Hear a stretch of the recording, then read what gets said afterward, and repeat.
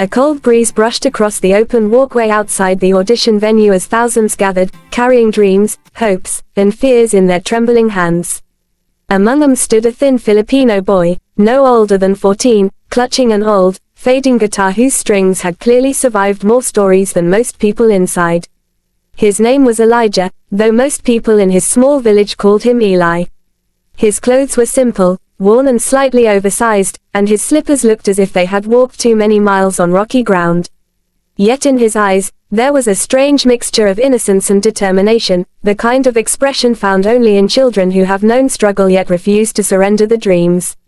The city around him was loud, colorful, and overwhelming, but he held onto his guitar tightly as if it were the only familiar thing left in the world. His mother had saved money for months to send him to this audition. She worked long hours washing clothes, cooking for neighbors, and selling vegetables in the market, all while secretly putting aside coins for her son. She believed he had a gift, a voice that could rise above poverty, a voice that could break barriers. She would tell him, "Anak, your voice is your wings. One day they will take you far, far away from here." Those words followed him as he waited in the long line, surrounded by people far more confident, far better dressed, far more experienced. But Eli didn't feel threatened. He wasn't here to compete. He was here for something bigger. He was here to give his family hope. Hours passed before his number was finally called. The hallways leading to the stage were wide and bright, the walls filled with posters of past winners, faces frozen in moments of victory. Eli stared at those posters as he walked. He imagined himself among them, not for fame or wealth, but to make his mother proud, to show her that all her sacrifices had not been in vain. The stage manager glanced at him and raised an eyebrow, noticing his tiny frame and old guitar. "You ready, kid?" she asked gently. Eli nodded, swallowing his fear. He stepped forward. The stage lights blinded him for a moment as he walked out. The audience saw a small boy, shy, fragile, clearly from a humble background. A soft murmur rippled through the crowd as they wondered what song he could possibly sing with such an old guitar. The judges, three of the most prominent figures in the show's history, leaned forward, curious. One of them adjusted his glasses. Another rested her chin on her hand. And the third, known for his strictness and brutal honesty, narrowed his eyes slightly, already preparing himself for a potential disappointment. Eli stood in the center of the stage, clutching his guitar, his hands trembling slightly. The host whispered from the side, "You got this," but Eli could barely hear anything beyond the pounding of his own heartbeat. One of the judges asked him his name and age, and he answered softly, his voice barely above a whisper. When they asked what song he would be performing, he hesitated for a moment before stating, "Hotel California, by Eagles." A shock ran through the room. It was an iconic song, difficult even for experienced singers. Choosing it was bold, risky, almost reckless. One of the judges raised an eyebrow in disbelief. "That's a big song," he said, his tone implying doubt. The audience shifted in their seats, preparing for what they assumed would be a struggle. But the boy simply nodded, adjusting the guitar strap on his shoulder. His fingers touched the strings carefully, as though they were fragile. He took a deep breath. Then, everything changed. The first chord rang out, soft but perfectly tuned despite the guitar's worn condition. The judge, known for his skepticism, leaned back, surprised. Eli's voice entered, gentle and haunting, filled with emotion far beyond his years. It wasn't the polished tone of a trained singer or the dramatic style many contestants used. It was raw, honest, pure, like a diary written in sound. His voice carried the pain of his struggles, the warmth of his dreams, and the quiet strength of someone who had cried alone many nights but still kept moving forward. The audience fell silent. As he sang, the judge's expressions shifted from curiosity to astonishment. His voice moved like a breeze through the room, touching everyone who heard it. He sang as though he had lived the story of the song, like he knew what it felt like to be lost, to wander, to seek refuge where none could be found. And in his young voice, there was longing, nostalgia, and hope all at once. When he reached the first chorus, something magical happened. His voice soared higher, richer, filled with a clarity and control that no one expected from a boy of his age. The guitarist backstage, who had been casually listening, froze mid-stride. Even the camera crew, who had seen thousands of auditions, paused to watch him. It was as if time itself slowed down. The strict judge blinked rapidly, his eyes shining. The female judge put a hand over her mouth, trying to contain her emotions. The third judge leaned forward, elbows on the table, completely mesmerized.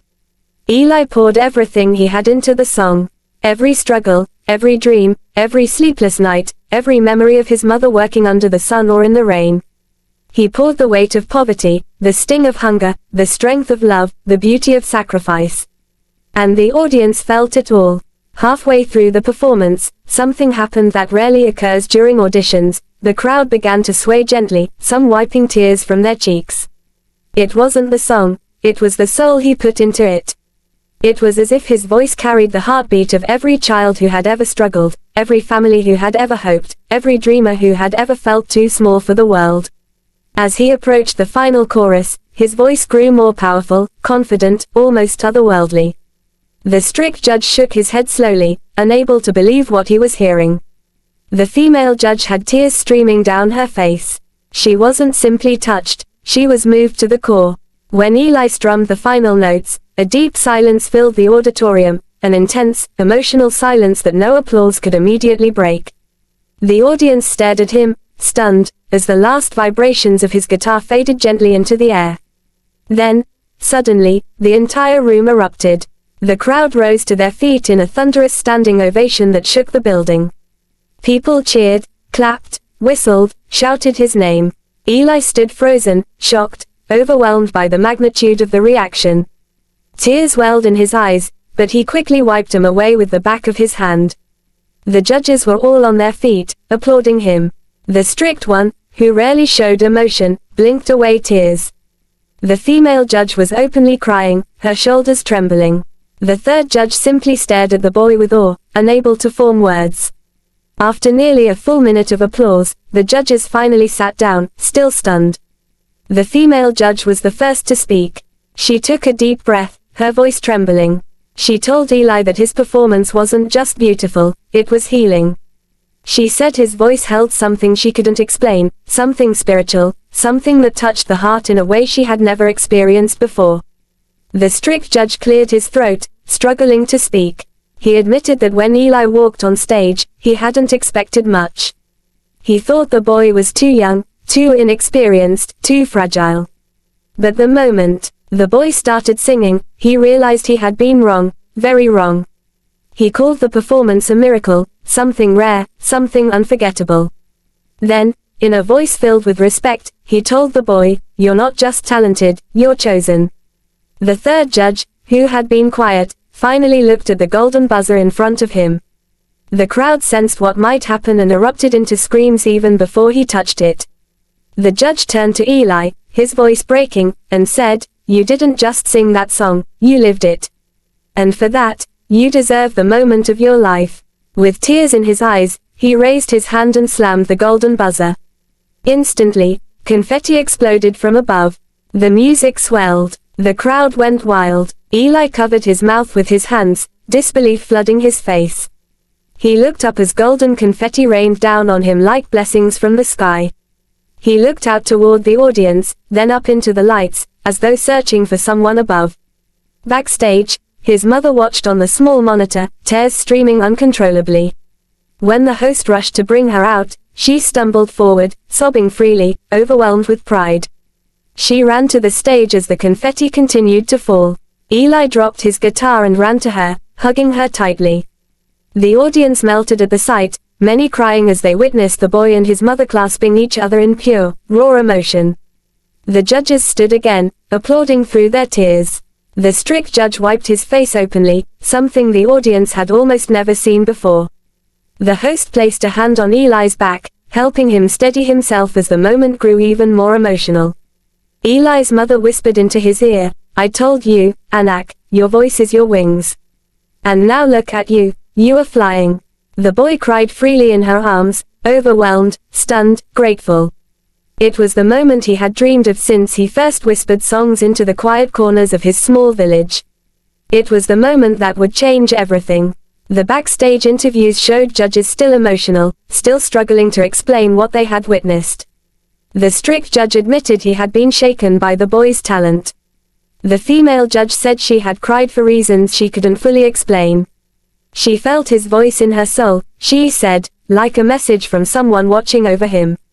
The third judge said simply, he was born to sing. Online, as soon as the clip was posted, it exploded. Within hours, millions had watched the performance. Comments filled with love, praise, and admiration poured in from around the world. People couldn't believe someone so young, so humble, could deliver a performance so powerful.